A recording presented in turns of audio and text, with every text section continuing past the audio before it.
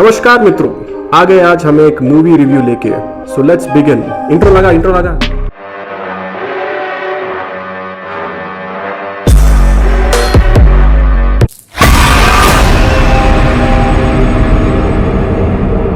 None 2, actually ये none 2 है। हम लोग नन 2 क्यों बोल रहे हैं ये आपको अंत में पता चलेगा, trust me.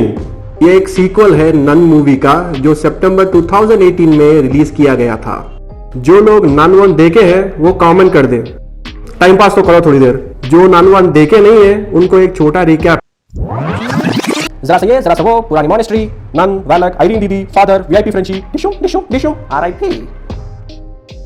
End of flashback. Demon Valak जो नन है प्रीवियस मूवी में बच निकली थी ये मूवी में आ गई। मूवी की शुरुआत होती है 1956 टरास्कन फ्रांस के एक छोटे चर्च में, जिसमें चर्च का फादर, उसका छोटा पंटर काम कर रहे होते हैं। वही नन चर्च में घुस जाती है, फादर को बकायदा हवा में उठा के जला देती है।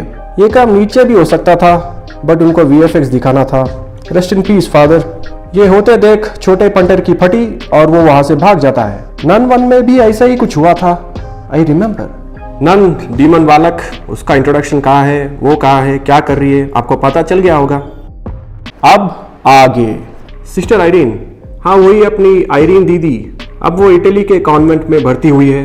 वीआईपी फ्रेंची फ्रांस के एक स्कूल में काम वाला बना हुआ है अभी। फादर बर्क जो पुरानी मूवी में थे नन 1 में, वो इस मूवी में नहीं है, आउट ऑफ सिलेबस हो गए हैं, पैसा कम मिला होगा। पैसा चाहिए मेरे को, मेरा पैसा चाहिए। हाँ, 10-15 मिनट के लैग के बाद चर्च उनको फ्रांस भेज देती है इन्वेस्टिगेशन करने के लिए कि फ्रांस और दूसरे देशों में जो भी सीरियल किल्स हुए हैं उसका कारण कोई नया डीमन तो नहीं। आयरीन दीदी को एक सपना आता है कि फ्रांस में वीआईपी फ्रेंची है और उसको खतरा है।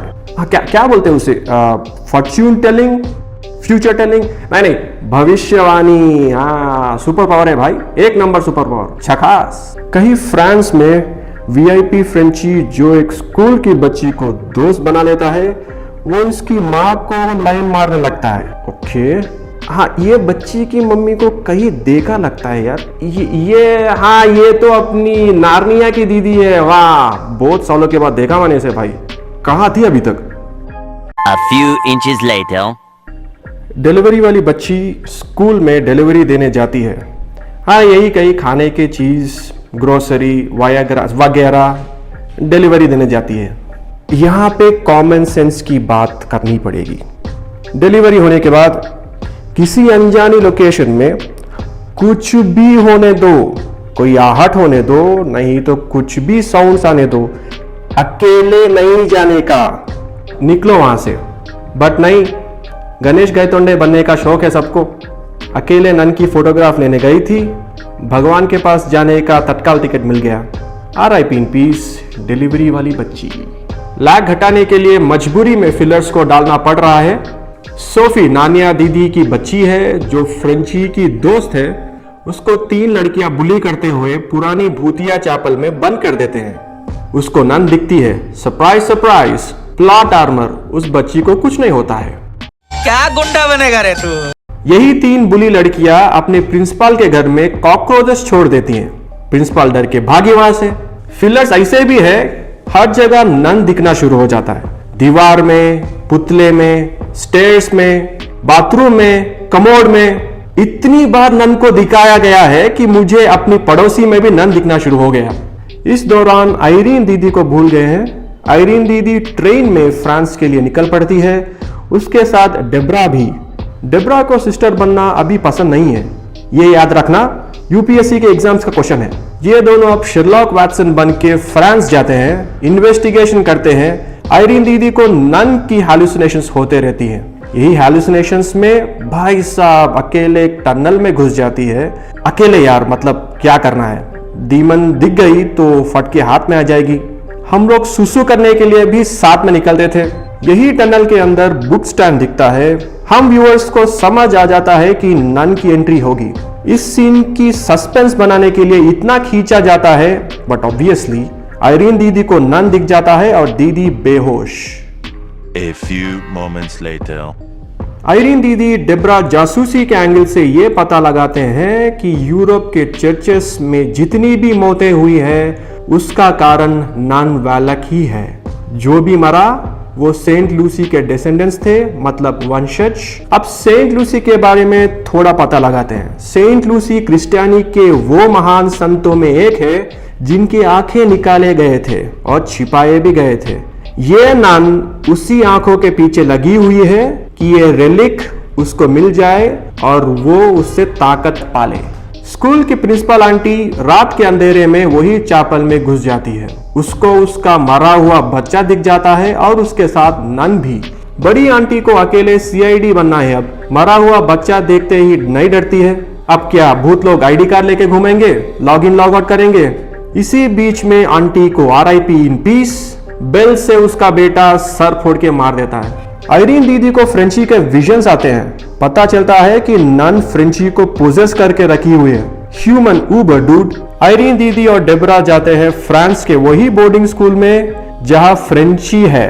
थोड़ा छोटा मोटा फाइट करके पोजेस्ड फ्रेंची को बेहोश करके सेंट लूसी के आंखों का लोकेशन पता करते हैं। ये कैसे होता है?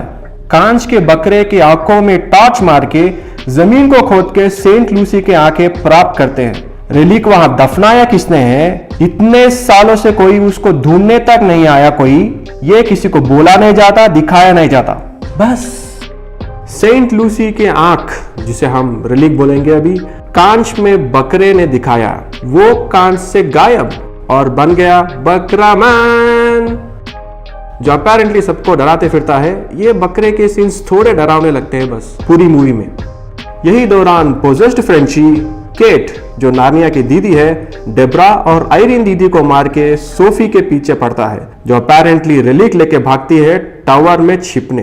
यही ढूंढते हुए पूरी टावर को अंदर से तोड़ देता है ये VIP फ्रेंची। अबे सोफी को पकड़ना है तो टावर को गिराने से क्या मतलब? लगता है कच्चा खिलाड़ी है। लगता है कच्चा खिलाड़ी है। हाँ?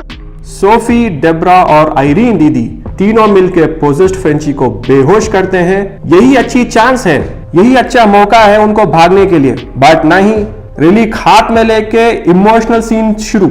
नन सेंट लूसी के रेलिक लेके सुपर नन बन जाती है। डिफरेंस यह है कि उसको लंबा दिखाया जाता है और मेकअप थोड़ा अलग। ओके, मानेंगे। सुपर नन आयरीन दीदी को हवा में उठा के नीचे से जलाना शुरू कर देती है। बट ट्विस्ट, दीदी मरती नहीं, क्योंकि वो सेंट लूसी की डिसेंडेंट है, वंशज।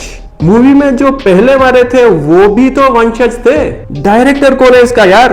प्लॉट आर्मर पे प्लॉट आर्मर छोड़ के कुछ नहीं दिखा रहा। This is one fuck। एक और ट्विस्ट, डेब्रा को सिस्टर दीदी बनना है अब। उसके वॉल्स लेके अब दोनों दीदी प्रेयर करके टावर में रखे हुए सब वाइन के डब्बों को ब्लड ऑफ क्राइस्ट में तब्दील करके नन को जला के भगाते हैं या मार देते हैं, ये भी कंफर्म नहीं है मूवी में। दोनों दीदी डेब्रा और आयरीन, फ्रेंची जो अब पोजेस नहीं है, केट नार्निया की दीदी और उसकी बेटी सोफी, उसके साथ दूसरे कैरेक्टर्स सब सही सलामत। Everybody safe. वो बकरा कहां गया, उसका मटन का क्या हुआ, किसी को नहीं पता। हमको कुछ नहीं पता। इसके साथ मूवी की समाप्ति। अब चलेंगे आफ्टर मैथ में।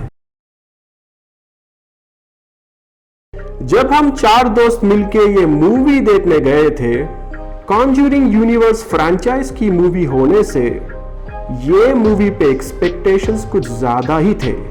यही एक 10-15 मिनट मूवी देखने के बाद सबको नींद आना शुरू हो गया था।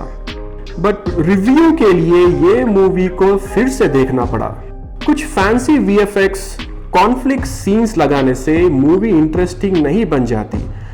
हाँ, मूवी में कुछ जंप स्केयर्स हैं, क्योंकि स्क्रीन प्ले डायरेक्शन में कमी थी। जो भी हॉरर एलिमेंट्स थे वो नजरअंदाज हुए। वैसे कुछ लोगों को ये मूवी एंटरटेनमेंट लगी होगी, क्योंकि ये मूवी में कमर्शियल एलिमेंट्स हैं। एक सही हॉरर फैन के लिए ये मूवी उतनी पसंद नहीं आएगी। डीमन वालक जैसे एक हॉरर विलन को आपने नन 1, कॉन्ज्यूरिंग 2 और नन 2 मूवी में हराया है। एक विलन की कैरेक्टर को स्ट्रॉन्ग दिखाने के लिए उसका कैरेक्टर को प्रॉपरली बिल्ड करना पड़ेगा, जो ये मूवी में नहीं हुआ। अगली बार यही कैरेक्टर स्क्रीन पे आएगा तो इंटरेस्टिंग नहीं लगेगा। वर्डिक्ट यही है कि नन 2 एक खींची गई सीक्वल मूवी है। बिना ये मूवी के कॉन्जूरिंग फ्रैंचाइज के कैरेक्टर्स में उतने बदलाव नहीं आएंगे।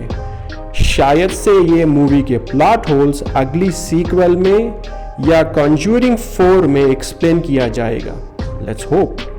आपको ऐसे कंटेंट्स पसंद है तो लाइक कर देना, सब्सक्राइब कर देना। वीडियो कैसी लगी ये कमेंट भी कर देना, हम लोग फीडबैक लेते रहेंगे। अच्छी लगी तो शेयर कर दो। मेरा नाम है शैडो, मिलेंगे अगली वीडियो में। अब टाटा।